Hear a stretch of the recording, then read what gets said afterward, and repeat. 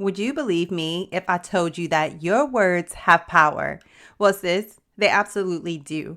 What you say matters, and how you talk about yourself and your situation during this season will determine the outcome of this season. So today we're going to talk about some phrases that you should eliminate during this season in order to see growth and healing. Join me after this, girl. Hey sis, welcome to Goodbye Heartbreak, Hello Healing. Are you hurt and confused after a recent breakup?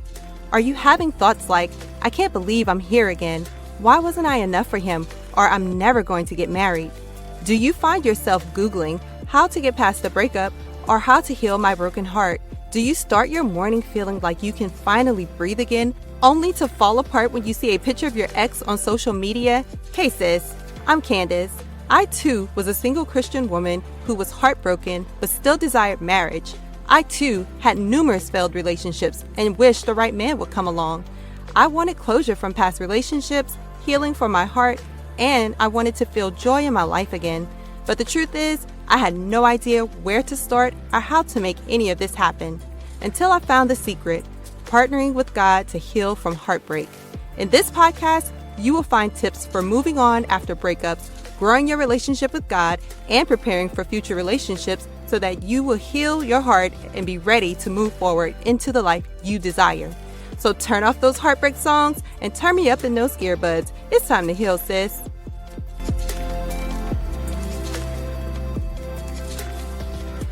Hey sis, and welcome back for another episode. I'm so glad that you are joining me on today for this week's episode.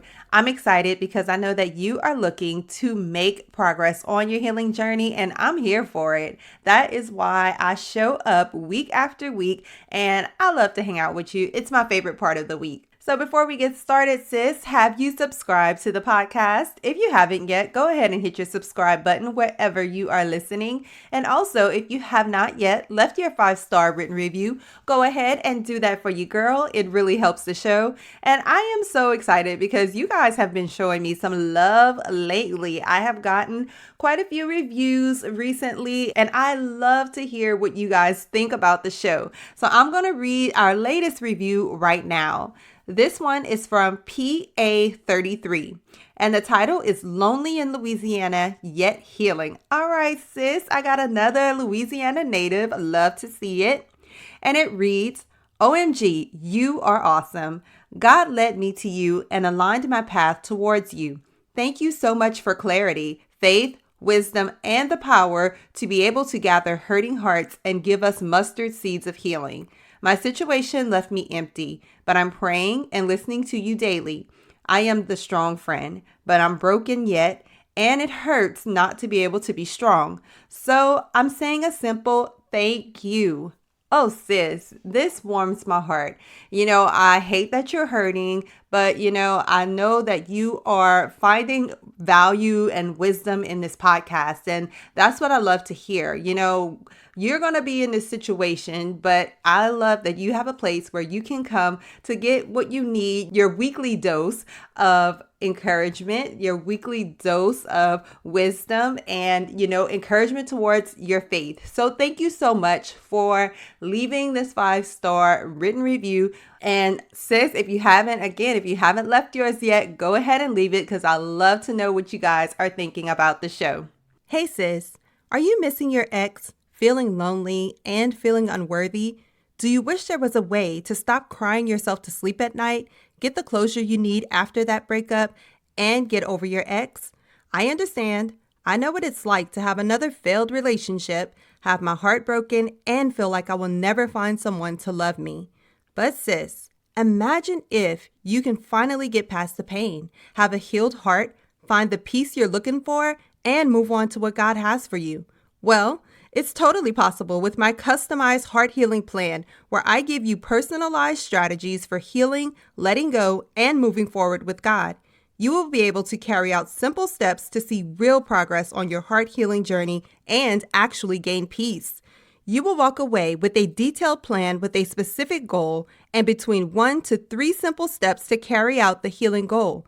Plus, you get accountability from me And you can email me questions for 2 full weeks after our session. So if you're ready for your customized heart healing plan based on your specific healing needs with accountability and support, head over to CandiceABaddies.com/services to book your 60-minute heart healing coaching session. Spots are limited, so be sure to book yours today so you can finally heal and get to the life that God has for you.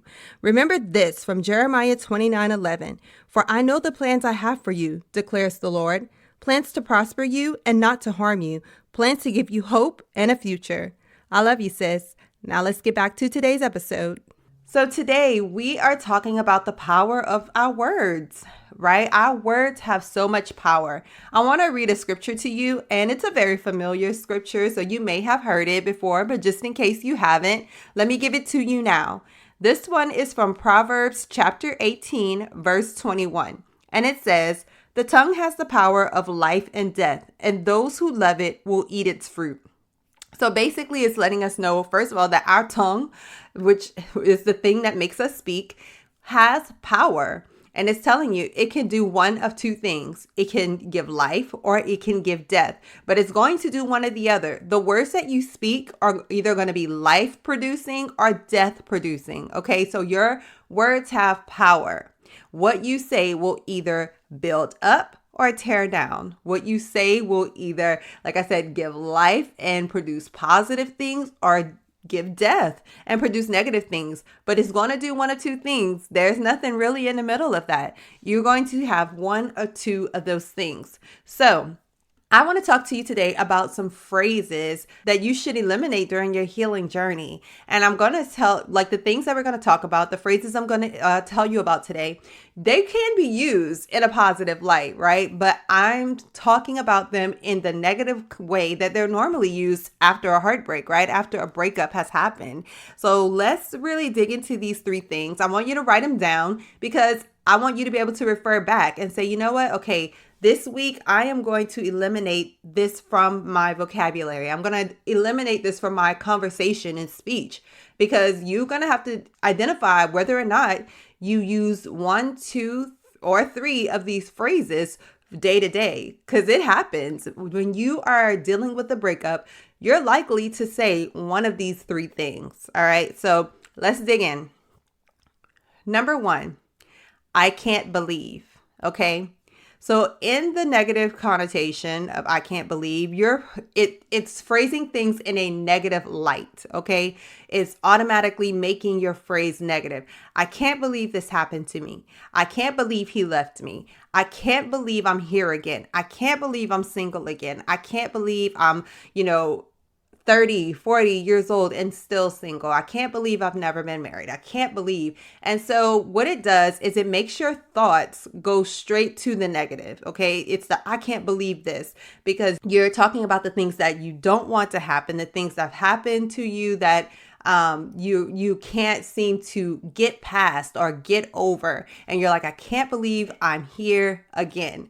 All right. I can't believe I'm still here sometimes. And so it again brings things automatically into the negative. It makes your speech negative. It makes your thoughts negative, and it makes you ruminate on the negative instead of the positive. Okay. So that's one thing that you want to eliminate from your speech during this healing journey. And for the rest of your life, as far as, when it goes to the negative, like I know sometimes it'll happen, man, I can't believe that happened. But to make this part of like your daily speech, to say it so often throughout your day or week is not good. So let's work on eliminating that I can't believe speech. All right. The second phrase, I'll never have. I'll never have. So when this comes up, it's normally something like, I'll never have someone to love me. I'll never have or experience, that's another thing too. I'll never have or experience, love in my life. I'll never have that fairy tale ending. I'll never have the relationship that I wanted.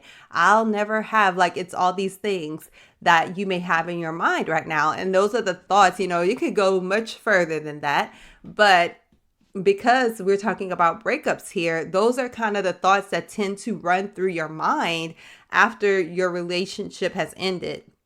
So the I'll never have phrase is really that death producing thing, because you're basically speaking that you'll never have it, yet you desire the thing, right? You desire love, you desire marriage, you desire family, but you're saying that you'll never have it. So you're basically speaking death to the thing that you want. And it's counterintuitive. So you don't want to do that. We just said life and death lies in the power of your tongue.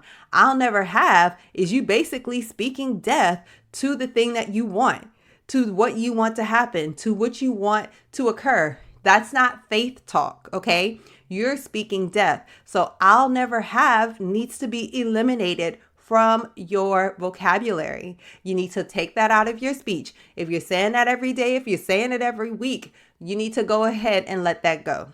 All right. And then number 3, the third phrase, I don't know if I can. All right. So this tends to be a fear-based phrase. I don't know if I can. I don't know if I can get over this. I don't know if I can get past this breakup. I don't know if I can let go of my ex. I don't know if I can move on.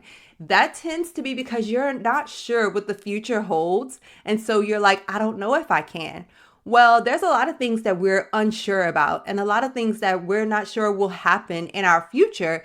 Yet we have to have faith and tell ourselves that we can do this. I can get over this breakup. I can let go of my ex. I can have a healed heart. I can be whole. And so that I don't know if I can is fear-based. And there's a scripture, I believe I don't know if it's 1st or 2nd Timothy, but it says that God has not given us a spirit of fear, but of power, love, and of a sound mind or self-control. And so he's saying, I don't have a spirit of fear. God didn't give me that. So if you're walking around here saying, I don't know if I can, I don't know if I can do this, I don't know if I can let it go, I don't know, that's fear-based, okay?